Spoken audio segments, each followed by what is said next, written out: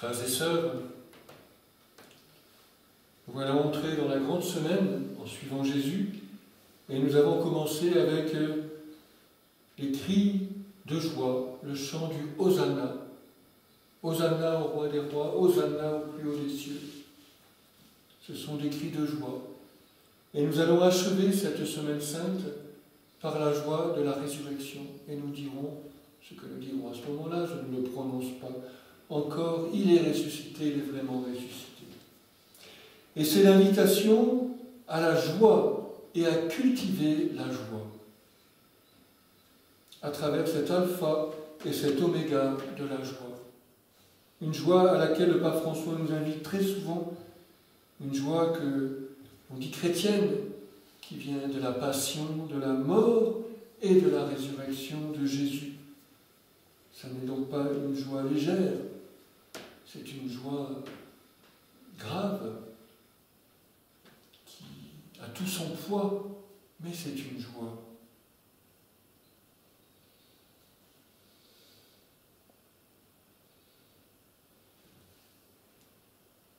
Cette joie est exprimée au moment de l'entrée de Jésus à Jérusalem. Il y a tous ces gens qui l'acclament avec des branchages. Cela fait penser à la fête des tentes. Et s'il y a coïncidence avec cette entrée dans Jérusalem et la fête des tentes, certains exégètes le développent, et ça voudrait dire qu'il y aurait un espace de plusieurs mois entre l'entrée de Jérusalem et le moment de sa passion. En tout cas, il y a ce geste de couper des branches un peu partout, comme on fait pour Soukhot. Mais là, on coupe des branches, et puis Jésus arrive, il passe, on dépose ce branchage sous ses pas, sous les pas de l'ânesse ou de l'ânon, car ils sont deux en fait, une ânesse et un ânon, ils sont petits. Lequel des deux Jésus monte-t-il? On ne sait pas. C'est le mystère du texte, mais le texte littéral, c'est celui-là. Et donc on acclame Jésus comme le roi, et il y aura l'écriteau, le roi des Juifs, et comme le Messie, celui qui est attendu depuis si longtemps pour la fin. Mais voilà que la fin commence maintenant. Demain commence aujourd'hui, disait Jean-Paul II, et la fin est déjà commencée. On n'a pas à attendre la fin pour ceci, pour cela, pour penser, pour agir, pour. Dès maintenant, je suis aux commandes de ma vie, de mon existence, autant que ma liberté me le permet. Et c'est toute la grandeur de chaque aujourd'hui qui nous rend, si je puis dire, contemporains de l'éternité.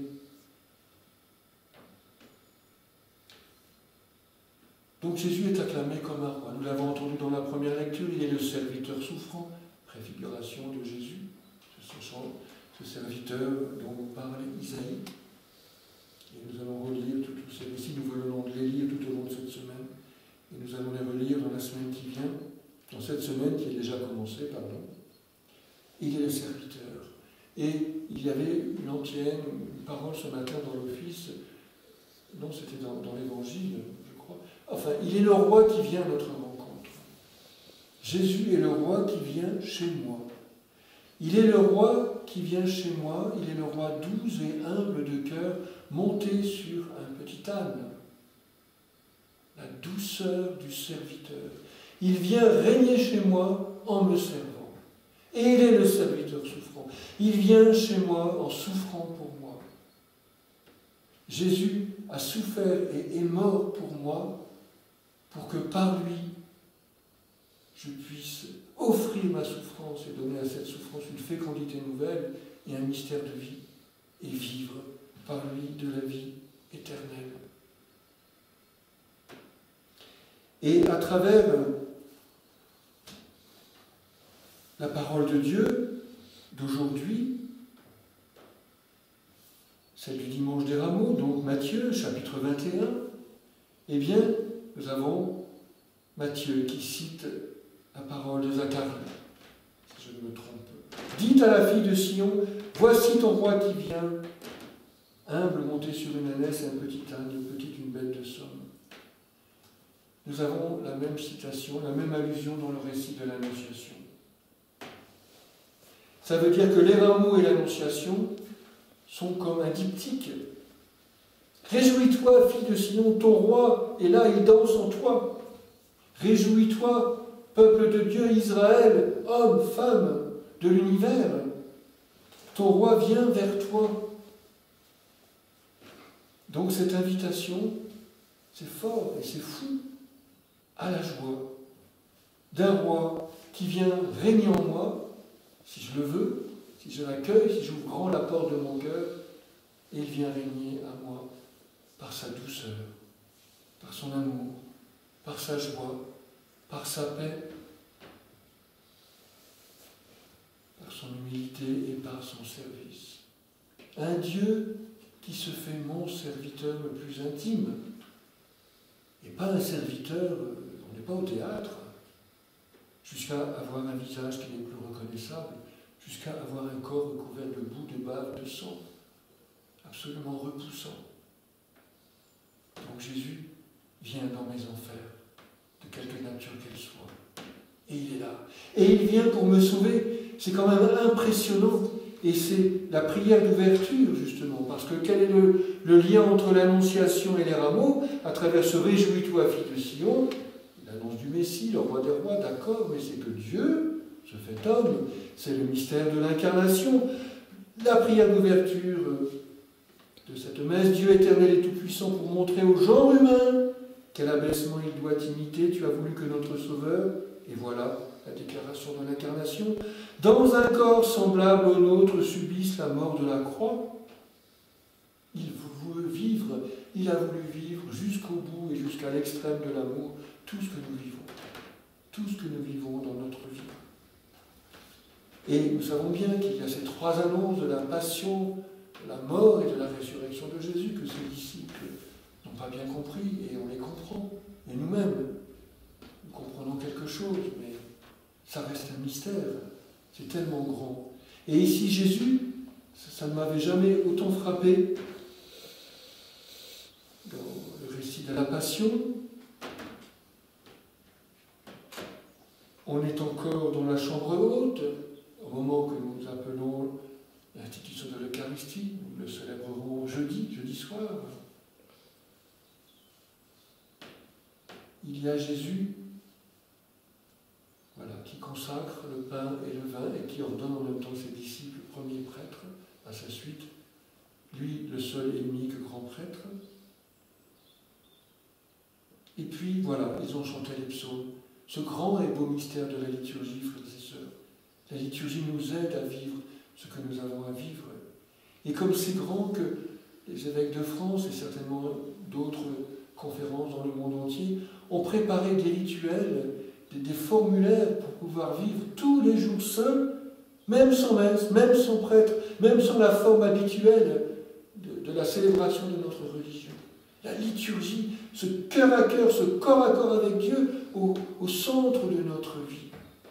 Parce que lorsque tout devient liturgie, lorsque tout est offert à Dieu, alors tout peut être pris et assumé par Dieu et prendre un sens nouveau, que nous ne pouvons même pas imaginer, mais qu'en ouvrant notre cœur et notre esprit, nous pouvons accueillir. C'est le nouveau de l'esprit qui a commencé à la Pentecôte et qui ne finira jamais jusqu'au retour glorieux du Christ. Et là, nous entrons dans la Passion. Voici le roi qui vient, il est le roi des Juifs crucifié. Et rappelez-vous, la fête du Christ, roi de l'univers, le dernier dimanche de l'année liturgique, où là nous célébrons ce grand mystère du roi glorieux, qui a tout récupéré, oui, on pourrait le dire au sens trivial, le plus trivial du terme, mais concret, il a tout récupéré, ce que nous n'avons pas été capables de récupérer, ce que nous lui avons donné aussi. Ça veut dire qu'il a tout récapitulé, il a tout mis sous son nom, il a tout donné au Père. Sous le nom du Christ, du Fils, le Père a accueilli, a reçu tout ce que nous sommes, tout ce que nous avons donné. Nos joies, nos victoires, nos trahisons, nos péchés, nos défaites, notre espérance, notre foi, notre amour. Tout est récapitulé sous la tête, sous le nom du Christ, roi de l'univers. Et donc Jésus prévient ses disciples, ils ont bien du mal à rentrer, ils se demandent ce qui va se passer, pas à pas, et nous le suivrons dans la nuit du jeudi saint, à travers cette nuit d'adoration, nous méditerons heure après heure, nous suivrons Jésus dans ce qu'il a vécu. Et voilà que Jésus, Après avoir chanté les psaumes, ils vont pour le mont des Oliviers, ils sont en marche, et alors voilà, il précise ce qui va se passer. Il annonce tout d'ailleurs au fur et à mesure. Ça m'a frappé aujourd'hui dans cette lecture, plus que jamais. Il annonce tout. Même à Judas, il lui dit ce qu'il doit faire. Jésus nous précède. Jésus est maître de sa mort parce qu'il est maître de sa vie. Et il veut accomplir toutes choses auprès du Père pour nous, pour notre salut, pour notre bonheur, pour notre paix. Si le Christ n'est pas ressuscité, si rien n'est pris par le Christ pour être assumé et ressuscité, entre guillemets, pardon, pour mon expression, eh bien, notre foi est vaine et elle ne sert absolument à rien. Et alors Jésus leur dit, cette nuit, vous savez, je vous préviens, là, puis c'est déjà nuit, je vais être occasion pour tous de chute. Et alors il cite la parole de la Bible. Je frapperai le berger et les brebis du troupeau seront dispersées. Il les prévient, vous allez vous sauver, vous allez vous débiner, vous allez déguerpir. Vous n'allez pas comprendre ce qui vous arrive. Et c'est ce qui va se passer. Quelle miséricorde! Et il ajoute, mais une fois ressuscité, je vous précéderai en Galilée. Nous trouvons Jésus en flagrant délit quelques heures avant de vivre cette agonie à Gethsémani, quelques heures avant de mourir crucifié sur la croix, entre-dire, je meurs, j'ai l'angoisse, je suis cloué, je crie Abba Papa, je remets entre tes mains mon esprit, je meurs, mais je sais que je vais ressusciter. Donc quelqu'un qui se donne à la mort en disant je vais sortir vivant de cette épreuve de la mort, c'est unique, il n'y a que le Christ qui l'a fait. Mais ça dit la grandeur de ce que nous vivons dès que nous faisons liturgie avec Dieu dans le Christ, l'unique médiateur entre Dieu et les hommes. Qu'il est grand, le mystère de la foi.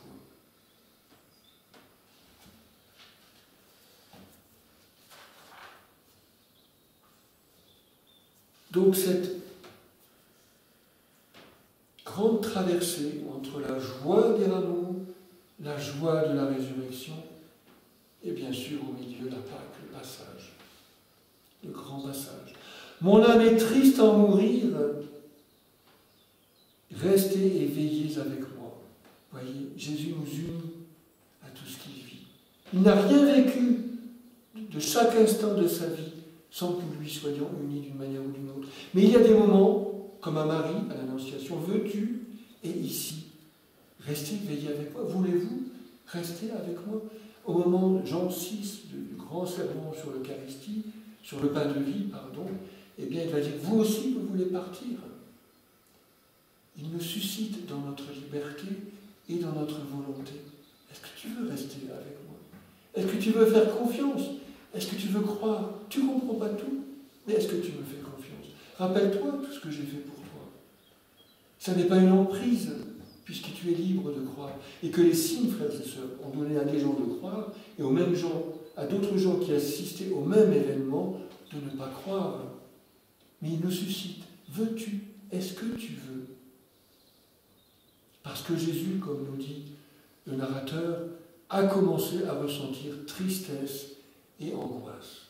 Donc entre les deux joies, il y a ce sillon de la tristesse, de la peur et de l'angoisse. Et Jésus, frères et sœurs, a eu peur. Jésus a été angoissé. Et je voudrais vous partager une méditation, que je fais librement, je partage librement cette méditation d'André Louf, justement, sur ce mystère de la peur qui court à travers tous les évangiles. Et j'ai trouvé cela très intéressant, spécialement pour les temps que nous vivons. Et c'est pour cela que je vous partage cette méditation, tout simplement. Donc nous voilà à Gethsémani. Donc Jésus entre, il a annoncé qu'il allait ressusciter, mais il faut y passer, entre guillemets. Et nous le voyons en plein désarroi.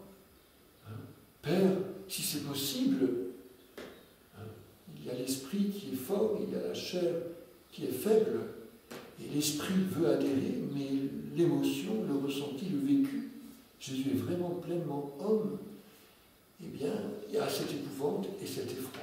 Et heureusement qu'on a peur, parce que la peur, tuer, nous empoisonner la vie. C'est terrible d'être angoissé. Mais heureusement qu'on a peur, parce que s'il y a un gros chien, s'il y a un gros lion qui arrive vers moi et que je n'ai pas peur, même alors à moi, j'ai intérêt à me sauver. Heureusement que j'ai peur. Donc, une chose est cela. Autre chose, c'est qu'est-ce que je fais de ma peur quand je ne peux pas faire autrement. Et puis il y a toutes sortes de peurs. Et c'est pour dire, c'est normal d'avoir peur et c'est même souhaitable dans certaines situations d'avoir peur. Donc Jésus aborde sa Pâque, on pourrait dire, en plein désarroi. Il emmène ses disciples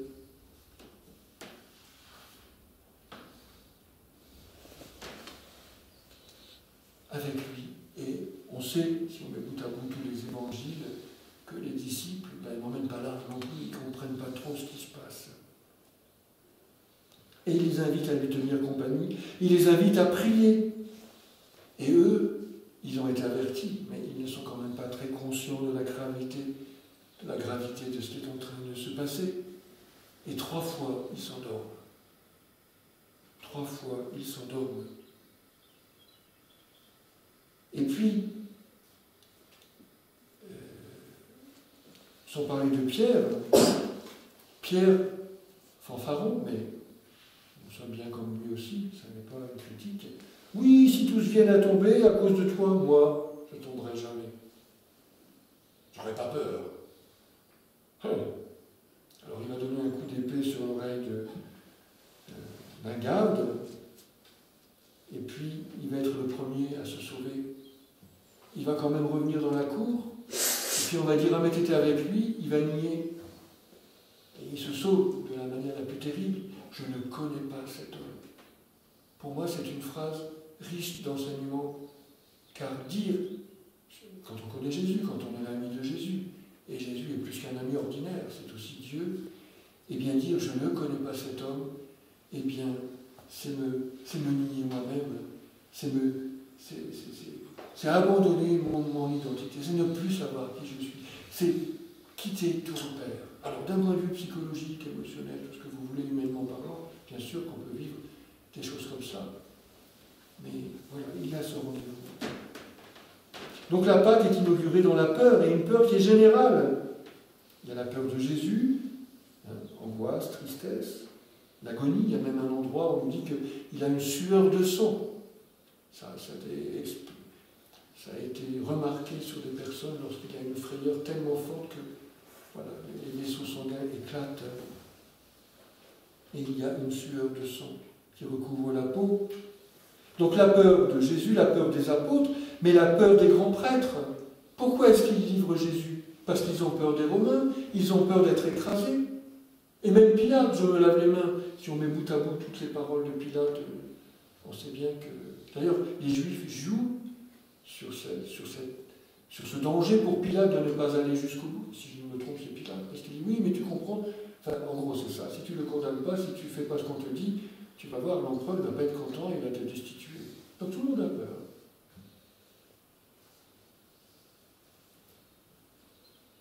Voilà. Finalement, cette peur du gouvernement qui veut éviter un désordre public et puis garder la faveur de l'empereur. Donc, tout le monde a peur. Chacun succombe à sa peur, sauf Jésus, qui a peur, mais qui ne succombe pas à sa peur. Alors, nous savons bien, il l'a vécu au fond de ses entrailles, mais il ne l'a pas fui, et il a accepté de la traverser. Attention, avoir peur et céder à sa peur, ce n'est pas un manque de courage, pas de condamnation. Mais nous sommes en train de regarder Jésus, et comment Jésus peut nous aider, comment il peut faire liturgie avec nous au milieu de notre vie humaine, et spécialement à travers nos peurs et les peurs que nous pourrions vivre en ce moment dans notre vie. Donc Jésus a accepté de traverser sa peur, pas comme on aurait souhaité qu'il le fasse, c'est-à-dire en l'affrontant courageusement, en crânant devant elle et en prétendant triompher. Hein, regardez, il a dit silence à la mer et au vent, ils se sont tus. Il aurait pu dire peur, silence, et puis voilà. Et non, Jésus n'a pas fait comme ça. Donc Jésus n'a pas crâné. Hein, comme dit, je crois, c'est le Père Molinier, nous voudrions porter notre croix glorieusement pour avoir des fruits de gloire, mais Jésus est tombé 3 fois. Et nous ne voulons pas accepter de porter la croix comme nous la portons de toute façon, c'est-à-dire lamentablement. Et c'est le rendez-vous avec l'humilité, tout simplement. L'humilité qui nous ouvre au don de Dieu. Donc Jésus a été faible, humble, il s'est laissé tirailler, labourer, écartelé par sa peur. Et nous aurions voulu que ce soit l'inverse. Et puis la lettre aux Hébreux rappelle ses cris et ses pleurs, c'est au chapitre 5. Donc Jésus n'a pas fui l'épreuve de la peur, c'est pour ça qu'il est notre ami jusqu'au plus fort de l'épreuve. Il a simplement accepté de la traverser. Et comment est-ce qu'il a accepté de traverser cette peur? Eh bien, c'est lui-même qui nous en livre dans le secret, et au fond sous la forme d'un conseil, pour chaque occasion où nous sommes invités à notre tour à rentrer dans un drame qui nous est personnel. Et tous nos drames personnels sont en lien avec le drame de Pâques, sans exception. Et qu'est-ce qu'a dit Jésus? Veillez et priez pour ne pas tomber à l'heure de la tentation. Certainement, frères et sœurs, il n'y a pas d'autre issue que la prière, hormis celle de succomber à sa peur et de s'enfuir. Effectivement, l'esprit voudrait vivre autrement l'épreuve, mais notre humanité, eh bien, avec ses émotions, ses passions, son ressenti, son vécu, l'affectivité, eh bien, est faible. Alors il faut accepter cette faiblesse, qui d'ailleurs est l'envers qui en son envers est aussi, grâce à nos émotions, nos passions, etc., notre ressenti, notre affectivité, aussi une force et bien sûr notre dignité. Nous ne sommes pas indignes parce que nous souffrons et que nous avons peur. Donc pour Jésus aussi, la difficulté de son combat, eh bien, consiste précisément dans cette chair, la même chair qui est la nôtre, qui est encore blessée par notre péché, même s'il n'a pas le péché, et que seule la résurrection après la mort va guérir et pourra guérir et peut nous guérir.